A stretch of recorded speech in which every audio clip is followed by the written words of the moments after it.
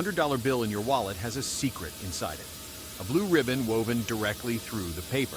That ribbon contains over 1 million microscopic lenses per square inch. Each lens is smaller than a human cell. No known technology on Earth can copy it. Not yet. This single security feature took over a decade to develop, and it exists because of one uncomfortable fact. The world is full of people trying to print their own money. In 2024, Italian police dismantled what they called the largest counterfeiting operation in European history. One man, working alone. He printed 250 million euros in fake bills and sold 50 million of them before he was caught. The European Central Bank had to redesign security features because of him. This is the arms race between the people who make money and the people who fake it. And it is happening right now, inside every bill you carry. Every product has a secret. We go inside the factory to find it. Washington, D.C. and Fort Worth, Texas. These two facilities house the Bureau of Engraving and Printing. Together, they produce over $541 million in new currency every single day. 1.5 billion banknotes a year. The global banknote industry is worth $14.9 billion and produces over 150 billion individual notes annually across more than 180 currencies. But the money in your wallet is not paper. It is 75% cotton and 25% linen. Wood pulp paper tears and disintegrates when it gets wet. A cotton-linen blend can survive a full cycle in a washing machine. That is by design. A single company, Crane Currency, has been the sole supplier of United States banknote paper since 1964. No one else is legally permitted to manufacture this material.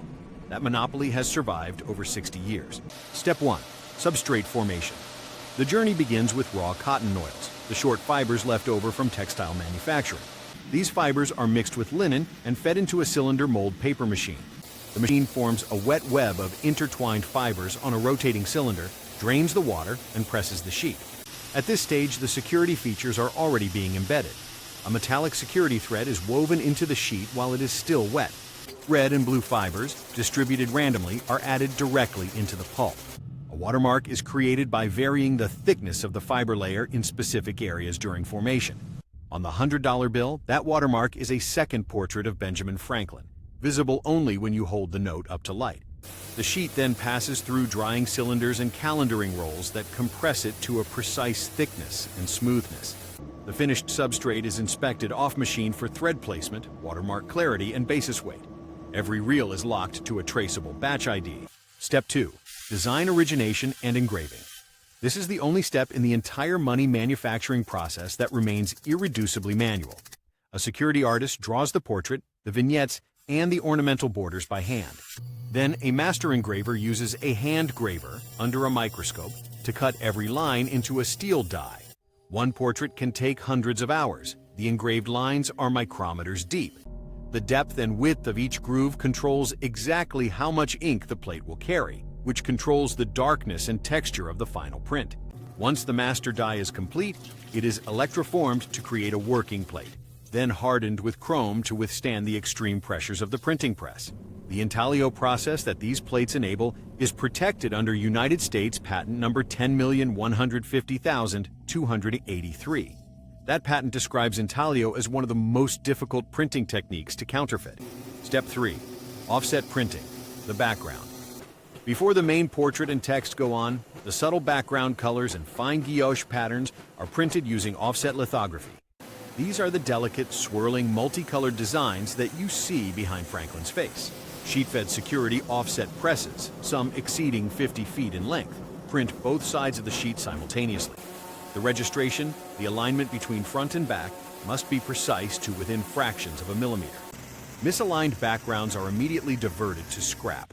This step does not exist on the $1 bill. That is why a 1 feels different from every other denomination in your wallet. It never went through offset printing. If you are still watching this, you are exactly who this channel is for. People who want to understand the world, not just look at it.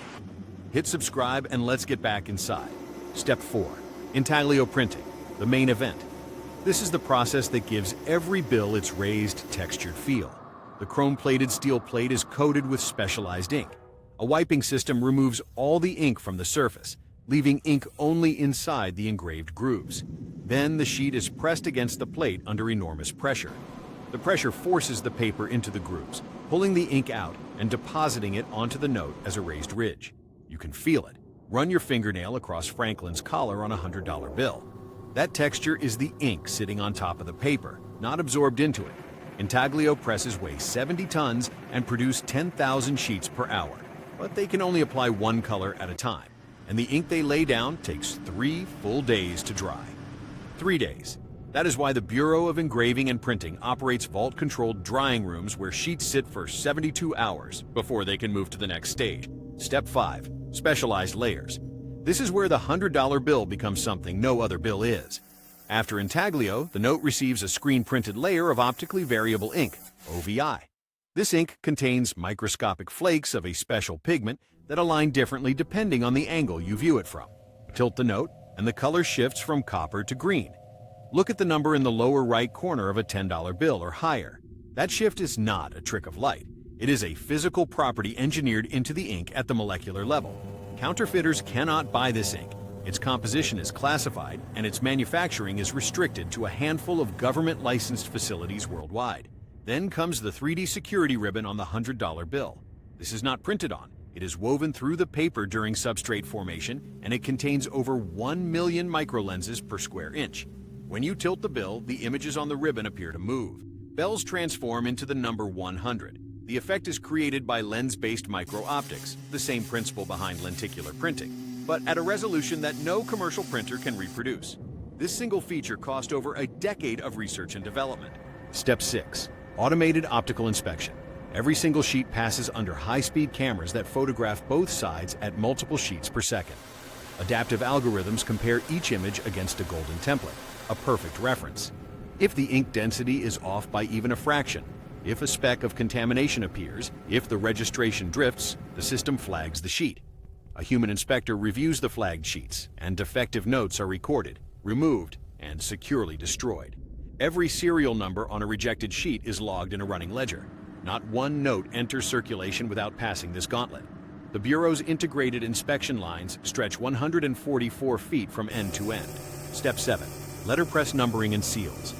This is where each bill receives its unique serial number, the Green Treasury Seal and the Federal Reserve District Seal.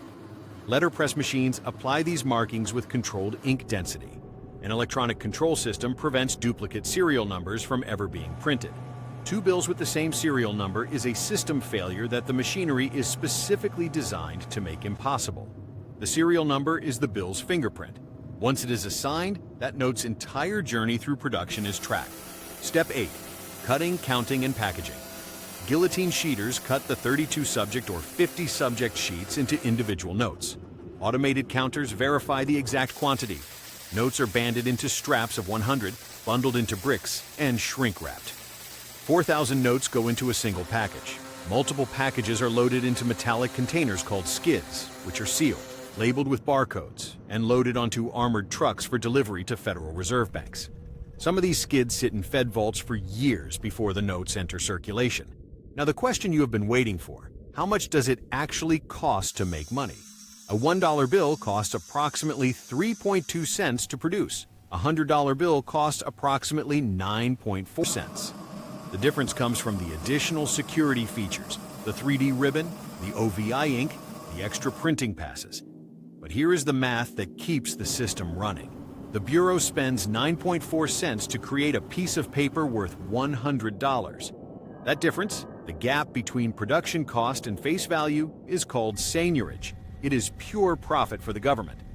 In calendar year 2025, the Bureau's print order has a face value between $83.2 billion and $113 billion. The actual production cost is a tiny fraction of that. The United States government is, among other things, the most profitable manufacturer on Earth. One more thing, the penny. It costs 3.69 cents to make a coin worth 1 cent. Every single penny produced loses money. The U.S. Mint has known this for years. In 2025, the penny finally stopped production. The 1 cent coin that had been in circulation since 1793 is now officially dead.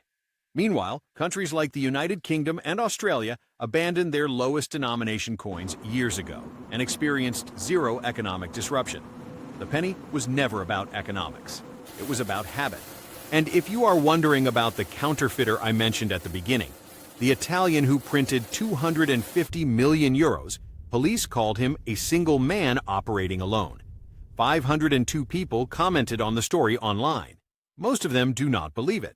One comment with over 800 upvotes pointed out that modern Eurobills are super hard to fake and require special paper and machines built on demand for central banks. Another comment with nearly 600 upvotes said that the police were probably forced to shut down a mafia operation and use the lone wolf story to avoid investigating further. We may never know the full truth, but we know this. The Bureau of Engraving and Printing exists and keeps adding security features because the arms race never ends. Every bill in your wallet is a miniature fortress, engineered at the molecular level, printed under 70 tons of pressure, inspected by cameras that see what you cannot, and delivered in armored trucks to a vault that might hold it for years. That is how money is really made. If you're still here, it's because you want the real story behind